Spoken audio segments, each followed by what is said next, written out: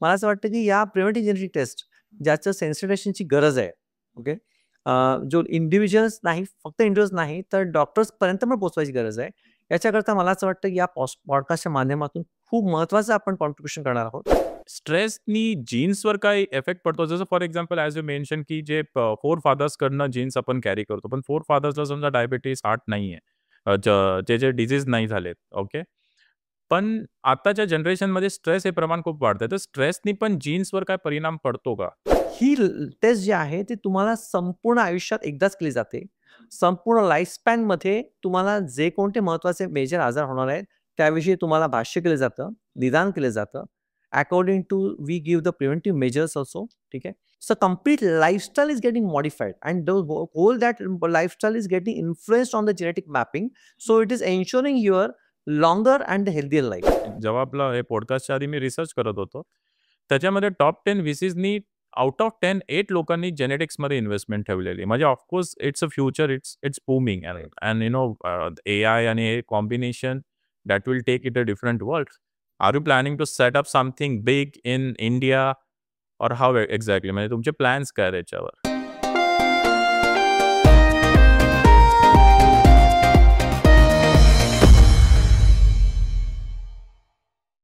नमस्ते मंडळी, मी रोहन पुष्पा मनोहर गायकवाड. तुमचं सगळ्यांचं the RG show by Rohan गायकवाडमध्ये स्वागत आहे.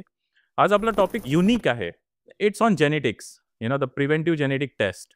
बिकॉज खूप इम्पॉर्टंट आहे. आपण बघतो की खूप जणांना यूथ पिढीमध्ये diabetes, BP, cancer, heart disease दिसतात आपल्याला.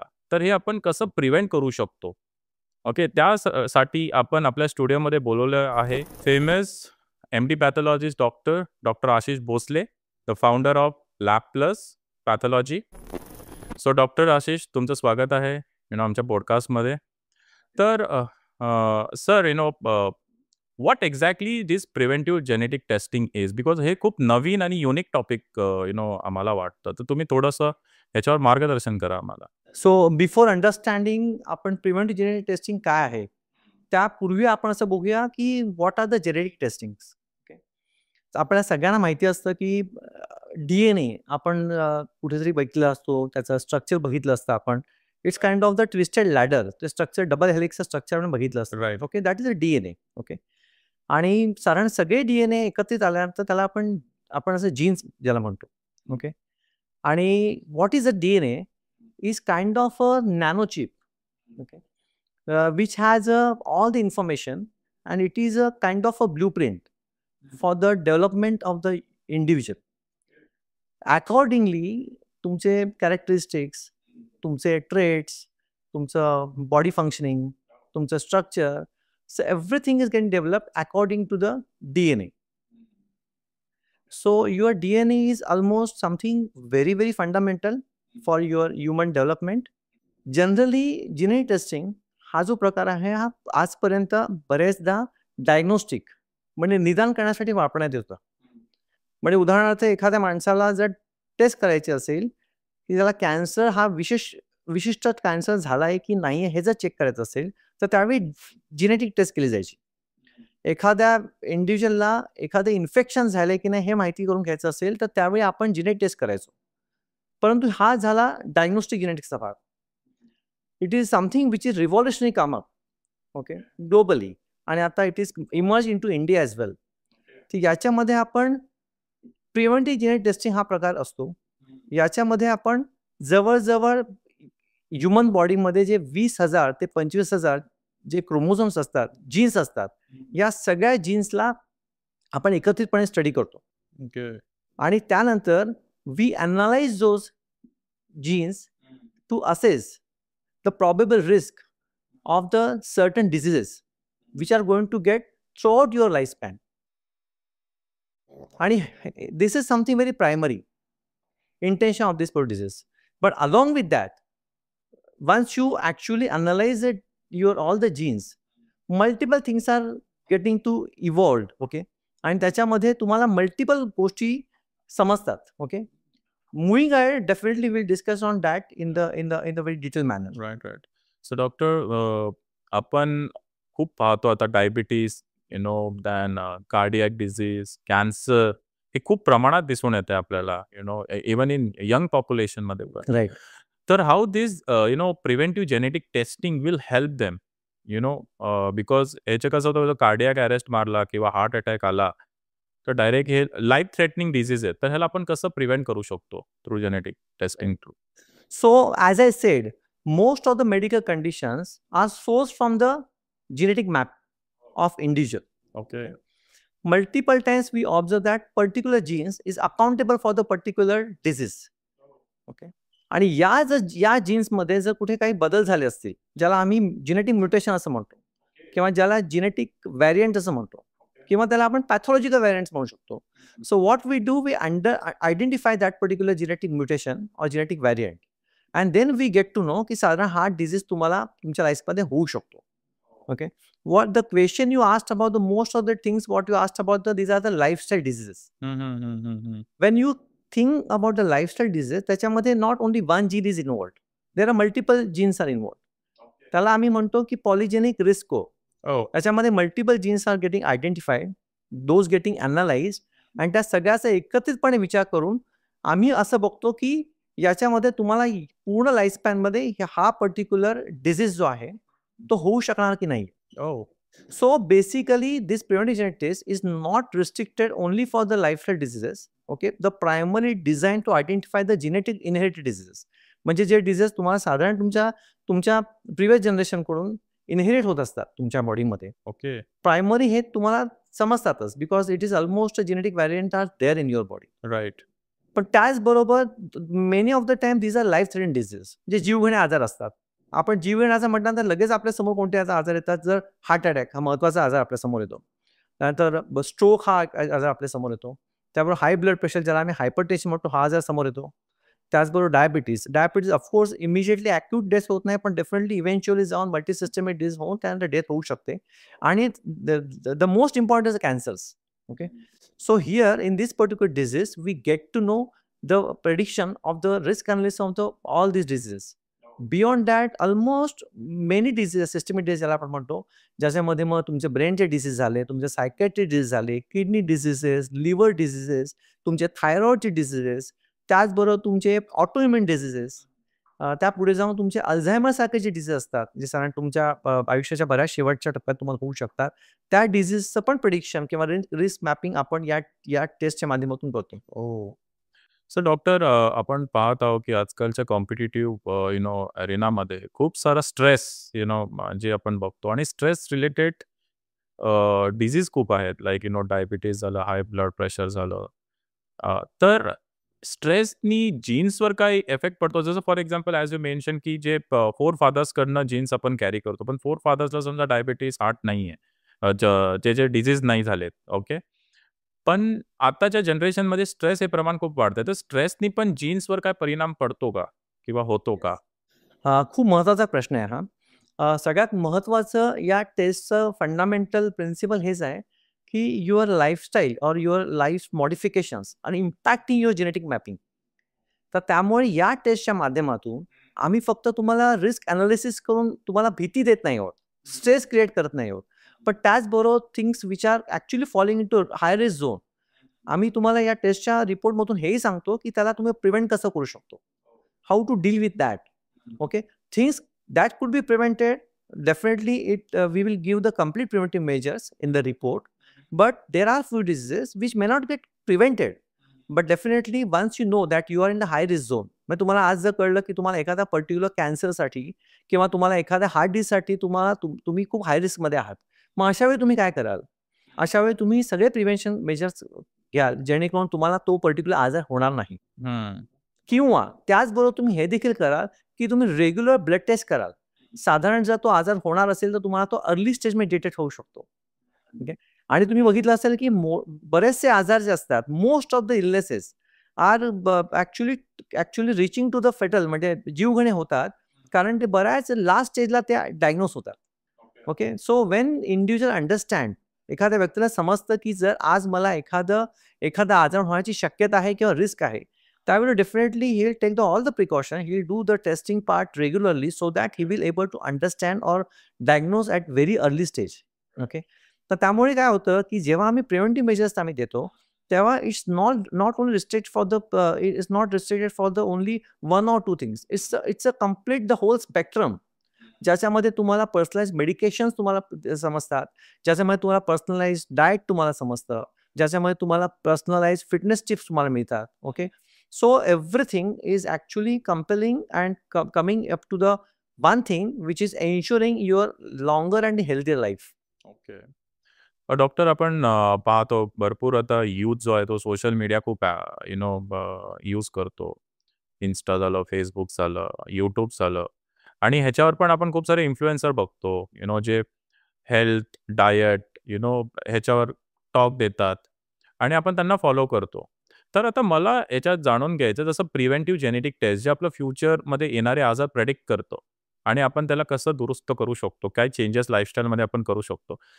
Simultaneously I am comparing this with this influencer. जसं आता मला इन्फ्लुएन्सर बोलेल की बाबा हे तुला एक्सरसाइज करायची, हे जेवण तुला जेवायचं आहे, किंवा हे पदार्थ तुला खायचे, हे नाही खायचे. तर ह्यानी पण मी फ्युचरचे येणारे डिजीज थांबवू शकतो. पण ह्या दोघांमध्ये कंपॅरिझन काय आणि कुठलं जास्त ऑथेंटिक आहे? When we are actually consider the influencers, okay, so we can divide them into the 2 parts. Like one is a qualified and expert influencer, and one who is non-qualified or non-expert influencer. Okay, so let's focus on the expert influencer. Okay, because non-qualified or the ill-qualified, okay, or non-expert influencer, मला असं वाटतं त्याचा आपण विचारच करू नये. Let's not follow them. Okay, right. So त्यांना आपण बाजूला करूया. The influencers who are qualified or experts, okay, generally kind of diet planning किंवा साधारण तुम्हाला फिटनेसच्या टिप्स ज्या आहेत त्या जनरली इंडिव्हिज्युअल ज्या आहेत त्या एक तर डायटिशियन म्हणून घेतात, एखादा डॉक्टर म्हणून घेतात, किंवा ते follow like as you sed एखादा इन्फ्लुएन्सर. परंतु या सगळ्या गोष्टी ज्या आहेत दे हॅव लिमिटेशन्स. या आजच्या घडीला तुमच्या बॉडीची इंटरनल स्टेटस जो आहे त्याच्या अकॉर्डिंगली एखादा डॉक्टर, एखादा डायटिशियन तुम्हाला डाएट प्लॅन देतो, डाएट टिप्स देतो. Okay, he keeps guiding you according to that. Okay, तुमची हिस्ट्री काय आहे ते पाहतो, तुमच्याकडे फॅमिली हिस्ट्री तुमची काय आहे तो पाहतो, आजच्या घडीला तुमचे ब्लड रिपोर्ट्स काय सांगतात ते तो एक्झामिन करतो, तुमचं क्लिनिकल कंडिशन्स पाहतो, आणि त्याच्या अकॉर्डिंग तो तुम्हाला एक डाएट प्लॅन देतो किंवा गाईडलाईन कम्प्लिटली एक डिफाईन करतो तो त्यासाठी. परंतु in this particular test, the genetic test, okay, what it does, it actually looking at how your gene is influencing your metabolic efficacy of your body. Okay, म्हणजे आपण बघितलं असेल की न्यूट्रियन्स, प्रायमरी न्यूट्रियन्स कोणते असतात, तर fat, protein, carbohydrates, vitamins, minerals, हे साधारण आपण बघूया की महत्त्वाचे न्यूट्रियंट्स असतात बॉडीमध्ये. Everything is getting metabolised in the body. Okay, so what this particular test does is identifying the metabolic efficacy किंवा metabolic effectivity of the individual nutrient. Okay, या इतक्या डीप लेवलला तो स्टडी केला जातो आणि अंडरस्टँड दॅट मेटाबॉलिक एफिकसी, त्याचबरोबर internal deficiency are getting identified. Okay, आणि त्या सगळ्यांना एकत्रितपणे करून तुम्हाला एक डाएटचे प्लॅन दिला जातो किंवा तुम्हाला डाएटचं गाईडलाईन कम्प्लिटली तुम्हाला डिफाईन केली जाते. ओके, तो you understand that is a customised tailor made diet plan for that particular individual. Okay, it is not a categorized for them.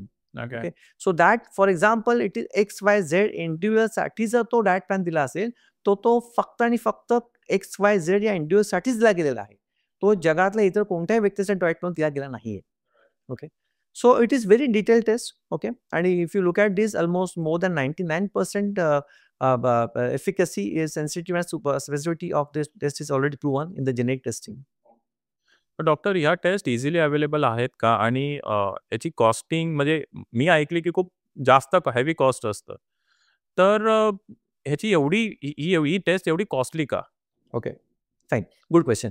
So मी एक सांगतो तुम्हाला की एखाद्या गोष्टीची कॉस्टिंग हाय आहे की नाही आहे. Okay, I think you should be judging it's value addition in your life. Okay, म्हणजे फॉर एक्झाम्पल आपण एखादा अतिशय सुंदर फ्लॅट आपण घ्यायला जातो एखादा खूप चांगल्या ठिकाणी किंवा प्राईम लोकेशनमध्ये. ओके, आणि तिथे आपण म्हणतो तेवढाच एरियाचा जो फ्लॅट आपण एखादा सबन साईडला गेलात किंवा थोडासा आपण इंटेरियरला गेलात तर तो फार स्वस्त मिळतो तुम्हाला. सो व्हॉट डज इट मीन, याचा अर्थ असा आहे की तिथे व्हॅल्यू ॲडिशन्स तुम्हाला काय मिळतं तो आपण एक बघतो आणि साधारण तुम्हाला एक अॅनालॉजी देण्याचा प्रयत्न केला. तर या टेस्टमध्ये looking at the costing comparising to the other routine blood testing, definitely ही कॉस्टिंग अधिक आहे हे मान्यच करावं लागेल आपल्याला. परंतु this is a once in life time test. Okay, ही टेस्ट जी आहे ती तुम्हाला संपूर्ण आयुष्यात एकदाच केली जाते. संपूर्ण लाईफस्पॅन मध्ये तुम्हाला जे कोणते महत्वाचे मेजर आजार होणार आहेत त्याविषयी तुम्हाला भाष्य केलं जातं, निदान केलं जातं. According to we give the preventive measures also. ठीक आहे. आणि many other valuation additional thing जसं फार्माकोजेनेटिक्स थोडंसं आपण त्याविषयी आपण डिटेलमध्ये पुढे जाणूया. त्याचबरोबर nutrition medicine, then fitness genetics, या सगळ्या गोष्टीवर आपण सांगतो. So complete lifestyle is getting modified and whole that lifestyle is getting influenced on the genetic mapping. So it is ensuring your longer and healthier life. Okay, so looking at that definitely he cost थोडी जास्त असते. ही जी taste आहे याच्यामध्ये आम्ही hole एक्झोम study करतो. जसं तुम्हाला सांगितलं की साधारण बॉडीमध्ये 20,000 ते 25,000 जे जीन्स असतात हे सगळे जीन्स आपण स्टडी करतो आणि त्याच्यानंतर हा रिपोर्ट बनतो. आता याच्यामध्ये खूप रिसोर्सेस लागतात. Okay, it's not only the इक्विपमेंट्समध्ये आपण एखादं टेस्टिंग करतो आणि तो रॉ डेटा जो आहे तो घेतला जातो आणि लगेच रिपोर्ट बनतो असं होत नाही. त्याला it's take a long time. साधारण तुम्हाला मोर दॅन 20 डेज हा एक रिपोर्ट बनायला जातो. त्याच्यामध्ये बरेचसे महत्त्वाचे रिसोर्सेस इन्व्हॉल्व होत असतात. उदाहरणार्थ along with the MD pathologist तिथे तुम्हाला एक जिनेसिस्ट तुमचे इन्व्हॉल्व होतात, जेनेटिक फिजिशियन त्यात इन्व्हॉल्व होतात, मॉलिक्युलर बायोलॉजिस्ट त्यात इन्व्हॉल्व होतात. त्याचबरोबर टेक्निकल विचार केला तर तुम्ही बायो इन्फॉर्मॅटिक्स त्यात इन्व्हॉल्व होतात. त्याच्यानंतर AIचा त्यात रोल असतो. त्याच्यामध्ये IT एक्सपर्ट्स इन्व्हॉल्व होतात. तशी एक मोठी टीम एक्सपर्टची असते आणि सगळ्यांचं एकत्रितपणे करून आपण हा रिपोर्ट बनवतो. ओके, आणि हा रिपोर्ट फक्त देतो आणि आम्ही थांबत नाही. तर बरेचदा असं असतं की हा रिपोर्ट इंडिव्हिज्युअलला संपूर्ण समजेल असं नाहीये. So it is supported by the post-testing counseling session with the board certified genetic counselor. जी व्यक्ती एक्सपर्ट आहे, जेनेटिक काउन्सिलर आहे, ती देखील बोर्ड सर्टिफाईड आहे आणि ती त्या इंडिव्हिज्युअल रिपोर्टच्या नंतर काउन्सिलिंग सेशन देते ज्यामध्ये त्याचे सगळ्या प्रश्न उत्तर मिळतात. ओके, आणि हा रिपोर्ट तुम्ही आयुष्यभरासाठी वापरू शकता. So doctor as you mention की फार्माकोजिनोमिक्स एक terminology तुम्ही मेन्शन केली. Could you please throw some light on it? Yes. So genomics is something very revolutionary thing. Not only for the individual but for the medical fraternity as well. म्हणजे डॉक्टरांसाठी देखील ती फार revolutionary thing आहे. याचं कारण असं आहे ना की when person goes for the chronic diseases, okay, उदाहरणार्थ तुम्हाला किंवा आपल्या कोणालाही एखादा हार्ट डिसीज झाला, ओके, किंवा एखादा क्रोनिक डिसीज झाला किंवा एखादा सायकॅट्रिक डिसीज असेल, कॅन्सर असेल, ओके, डायबिटीस सारखा आजार तुम्हाला माहिती आहे. जेव्हा आपण औषध सुरू करतो साधारण हे लॉंग टर्म औषध घेतो. बरेचदा लाईफ टाईम पण घेत असतो औषधं. In that case particularly Wien that diagnosis happen, पण मोस्ट ऑफ द टाइम डॉक्टरला मेडिसिन चूज करताना बरेचसे चॅलेंज येतात. So what best doctor does, time tested medicine जे असतात ते जनरली प्रिस्क्राईब केले जातात. But again what is if you look at in India, 1 in 4 individual they are responding very poorly on the very routine medication. Okay, तर अशा because of the genetic variation. Okay, if you look at India, आपण म्हणतो की India is a diverse country, but in regards to the genetics also it shows a unique variations. Okay, so everyone is different. So probably one medicine is getting positively impacting on your body for the 90 people. It may not be impacting or may be weakly impacting or may cause many side effects on the 10 individuals. Okay, याचं उत्तर कोणत्या डॉक्टरकडे आधी नसतं. उदाहरणार्थ side इफेक्टचा आपण भाग बघितला. So any doctor, any expert doctor will not able to understand the side effect, understand is documented. Okay, so it is difficult. So generally doctor काय करतात की तुम्हाला एखादा औषध सुरू करतात आणि सांगतात तुम्हाला 2-3 महिन्यात पुन्हा या, युजर्स ब्लड टेस्टचे रिपोर्ट घेऊन या, त्यानंतर आपण डिसाईड करूया. तर त्याच्यानंतर सेकंड विजिटमध्ये काय केलं जातं की either that medication is continue if it is impacting positively, the doses are altered or medications are altered, or patient can come up with the side effects history. So that completely molecule has been scrapped and new medications added. तर या मधल्या काळामध्ये काय होतं, unintentionally that individual is getting used for the testing and trial purpose. Okay, आणि त्याच्यामध्ये आजारावर कुठच्या प्रकारचा पॉझिटिव्ह इम्पॅक्ट होत नाही. तो आजार त्या काळात वाढत जातो. या सगळ्या गोष्टीला आळा घालण्यासाठी ही प्रिव्हेंट जेनेटिक्सची अतिशय महत्त्वाची टेस्ट आहे, ज्याच्यामध्ये आम्ही अनेक महत्त्वाचे मेडिकेशन्स FDA अप्रूव्ड त्याची लिस्ट केली जाते. आणि उदाहरणार्थ आपण एक्झाम्पल घेऊया की एखादा XYZ महत्त्वाचा मोठा आजार आहे, त्याच्या अंडर हे 10 मॉलिक्युल्स किंवा 10 प्रकारचे मेडिसिन्स अवेलेबल आहेत मार्केटमध्ये. तर या 10च्या 10 मेडिसिन्सचे बॉडीवर त्या इंडिव्हिज्युअल व्यक्तीवर किती परिणामकारक आहेत ते स्कोरिंग आपण देतो, considering the side effect as well. याचा फायदा काय होतो की once you are diagnose for that particular illness आणि तो रिपोर्ट जर आपण डॉक्टर दाखवला तर doctor can choose a right medicine. याच्यामध्ये वेस्ट ऑफ टाइम जो आहे तो बाजूला होतो. Body is not daily use of the testing and trial purpose हे बाजूला होतं अँड इमिजिएटली इम्पॅक्ट बॉडीवर जो आहे पॉझिटिव्ह सुरू होतो this without any side effect. So this is absolutely revolutionary test. Okay and once it is done you can keep this record for the lifetime. Right. In any corner of the world, if you're traveling also and if you are facing any problem, you can just, I mean, it is in the soft copy format as well. So you can carry those reports, you can show to any of doctors and doctor will be able to choose the right medication, will cause a desirable result. Okay. It is that important. And what I have actually observed that there are few countries that are considering to make these pharmacogenetics mandatory in their countries. Okay. So it is that important. So doctor जसं हे genetics हे खूप निश field आहे and it's very booming नाव. आता awareness आपला खूप वाढला आहे हेल्थकडे. तर हे जे रिसोर्स जे जेनेटिक सायंटिस्ट आहे जे काही डायव्हर्सिफाईड टीम आहे जी जेनेटिक्सवर रिसर्च करते काम करते, हे जे रिसोर्स आपल्या भारतामध्ये इझिली अवेलेबल आहेत का in compare to other countries? Yes. Basically, resource available आहेत. Okay. Those resources are being used for the other purpose, for the research purpose. Most of the genetic scientists are getting, they are working for that particular purpose. Okay, so definitely they are there in the India. My resource available ahead.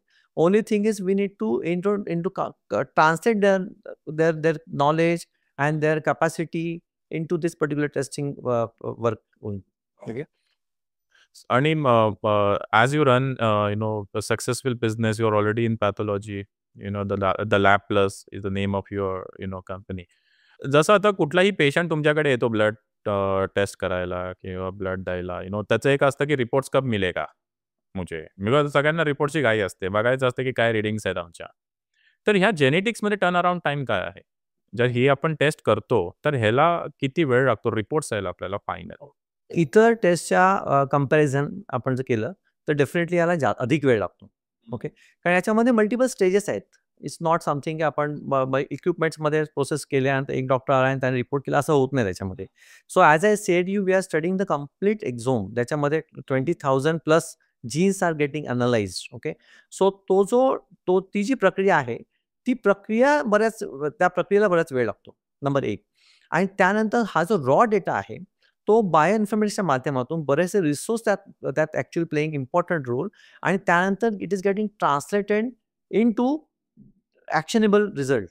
Okay, तर याच्याकरता जी प्रक्रिया आहे त्याला वेळ लागते. याच्यामध्ये multiple expertise are involve. Okay, along with this advance science also, along with advance technology. आणि त्यानंतर तो रिपोर्ट बनवला जातो. साधारण याला क्लोज टू 20 डेजच्या आसपास वेळ लागतो त्याला. ओके, अर्थात definitely moving ahead. Okay, as this particular genetic science or genetic technology is getting involved, okay, probably there are good chances हा जो टॅग ज्याला आम्ही म्हणतो टर्न टाइम हा कमी होण्यासाठी दाट शक्यता आहे नजीकच्या काळामध्ये. राईट.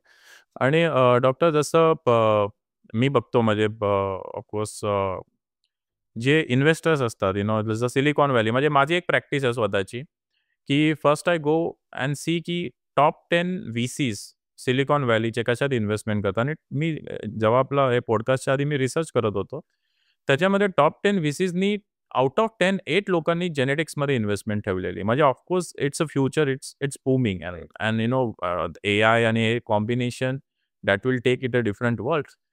तर तुमचं म्हणजे what is your plan and what kind of potential or what kind of plan of action या रोड मॅप तुम्ही बघताय? आणि are you planning to set up something big in India or how exactly? म्हणजे तुमचे plans काय त्याच्यावर? First of all business प्लॅनच्या ऐवजी वाय याच्यावर आपण थोडंसं बोलूया.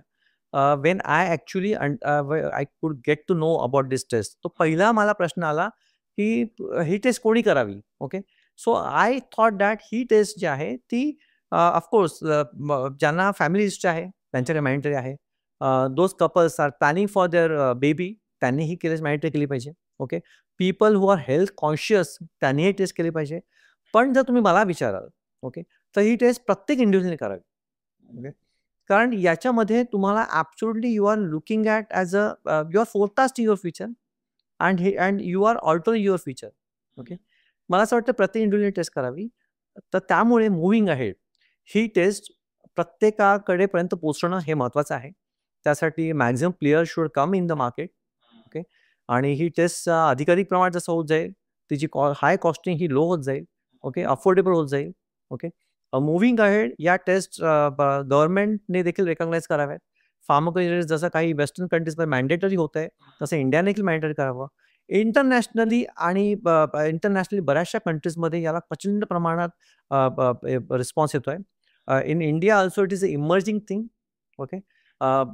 जसं आय सेड यू की diagnostic genetics it was there. Okay. But of course limited, like sensitisation कमी आहे अजूनही. ओके.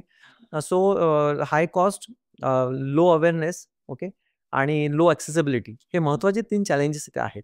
मला असं वाटतं की when I look at as a future of orthopaedic test, मला असं वाटतं या सगळ्यांना ओव्हरकम करण्यासाठी I will move ahead.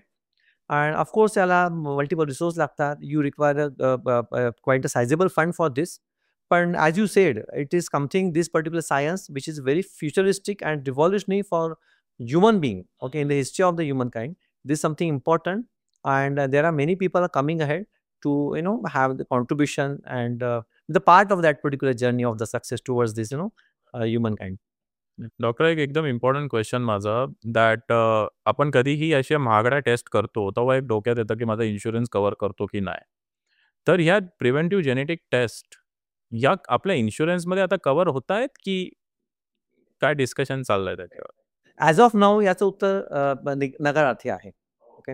As of now, as I said, okay, in fact even in the medical fraternity असो, अनेक डॉक्टर्सला देखील ही टेस्ट विषयी अजून पूर्ण माहिती नाही आहे. अनेक ज्या डॉक्टर्सचा आम्ही भेटतो, त्यांना आम्ही टेस्ट इंट्रोड्यूस करतो, अशा वेळी त्यांच्यासाठी देखील for doctors it's a wow feeling. अच्छा, असंही होतं का? सो एका अर्थाने ही चांगली गोष्ट असते, त्यांना आपण सेन्सिटाईज करू टेस्टसाठी. पण दुसरा विचार लगेच येतो की डॉक्टर्सना पर्यंत पण अजून आपण पोहोचलो नाही आहे. टेस्टची माहिती अजून त्यांच्यापर्यंत पण पोहोचली नाही आहे. ओके. तर त्यामुळे इन्शुरन्स जो आहे तो अद्याप तरी अजूनही तो ही टेस्ट कव्हर करीत नाही. परंतु definitely moving ahead, I think there are few players are planning to approach the central government to make it a part of the insurance. So probably it will happen soon. Okay. आणि एकदम important question doctor, that ह्या टेस्टची accuracy level काय असते? Okay. Very, very good question. So as I said, there are two components. One is about the genetic analysis, which is actually when equipmentच्या माध्यमातून या गोष्टी केल्या जातात. Okay. त्यानंतर it is everything is get translated into the bioinformatics and multiple things. Even IT functions are getting involved into it. By looking at everything, okay, याची genetic testing itself, okay, without having the bioinformatics, त्याची accuracy more than 99% असते. Okay. And the पुढचा जो भाग आहे बायोइन्फॉर्मॅटिक्सचा, studying the pre analyse genomic data which is available in India and internationally, या सगळ्या गोष्टी विचार केला तरी देखील त्याचं specificity and the sensitivity of the test is very high in comparing with the other test. Okay. So doctor, एक question होता, जसं फॉर एक्झाम्पल आपण कुठल्याही स्पेशलाइज्ड डॉक्टरला जेव्हा भेटायला जातो, okay, cardiac related, diabetes related, what ever, so त्यांचा एक question, one of the question एक असतो की फॅमिली हिस्ट्री. तर विल दिस जेनेटिक, जर समजा मी कुठली जेनेटिक्स टेस्ट करतो तर माझ्याकडे हे रिपोर्ट्स येणार आणि माझी जी फ्युचर जनरेशन आहे त्यांना जर विचारलं फॅमिली हिस्ट्री, तर हे रिपोर्ट व्हॅलिड असतील का त्यावेळेस? येस, नक्कीच व्हॅलिड असतील. त्याच्यामध्ये 2 गोष्टी असतात बरं का. जेव्हा एखाद्या इंडिव्हिज्युअलला विचारलं जातं तुमची फॅमिली हिस्ट्री काय, तेव्हा जनरली आपण ना आपल्या प्रिव्हियस जनरेशन विषयी विचार करतो ना. We just talk about your mother and father history. Right. But many of the time what we have observed, generation to generation, of course, genes are getting inherited from one generation to another. But एखाद दुसऱ्या generation मध्ये असं येतं की they are not actually expressing those diseases, but still they are carriers. म्हणजे उदाहरणार्थ आपण असं बघूया, 3 जनरेशनचा आपण विचार केला. एका जनरेशन मध्ये जेनेटिक हिस्ट्री आहे हार्ट डिझीजची, पुढच्या जनरेशन मध्ये genes are there but they are not expressing the heart disease, but they are carriers. Okay. So those genes are getting carried to their offsprings for the next generation. Okay. पण त्यांना जर तुम्ही विचारलं की तुम्हाला history आहे का, ती व्यक्ती सांगते नाही आहे, कारण ती व्यक्ती आपल्या आईवडिलांना विचारून सांगते नाही. Agreed, yes. Okay. So in that case basically only history is not going to work. The real answer you are going to get through this testing. आणि एक सगळ्यात महत्त्वाचा प्रश्न माझा, की तुम्हाला इथे येऊन कसं वाटलं, आमच्या स्टुडिओमध्ये येऊन कसं वाटलं? So I am very happy actually. कारण एकतर सगळ्यात महत्त्वाचं आय होप अशा करता की ऑफकोर्स जेव्हा तुम्हाला इन्व्हाईट केलं जातं एखाद्या पॉडकास्टसाठी, तर तो एक आनंद वेगळा असतो. पण त्याच्या आधी मला असं वाटतं की या प्रिव्हेंटिव्ह जेनेटिक टेस्ट ज्याचं सेन्सिटायझेशनची गरज आहे, ओके, जो इंडिव्हिज्युअल्स नाही, फक्त इंडिव्हिज्युअल्स नाही, तर डॉक्टर्सपर्यंत पण पोहोचवायची गरज आहे. याच्याकरता मला असं वाटतं की या पॉडकास्टच्या माध्यमातून खूप महत्त्वाचं आपण कॉन्ट्रिब्युशन करणार आहोत. तर त्यासाठी मला अधिक आनंद झाला. So I am happy actually तुम्ही हा विषय एक तर सिलेक्ट केलात आणि तुम्ही असाही विचार केलात की हा विषय घराघरात पोचावा आणि definitely it will huge contribution for this particular proposal. Thank you doctor. So guys, please subscribe करा, लाईक करा, शेअरही करा आमचं YouTube channel the RJ show by Rohan Gaikwad. आणि थँक्स. आपण पुन्हा भेटूया नवीन एपिसोड, नवीन टॉपिक, नवीन एक्सपर्टसह. Thank you. Goodbye. Jai Hind.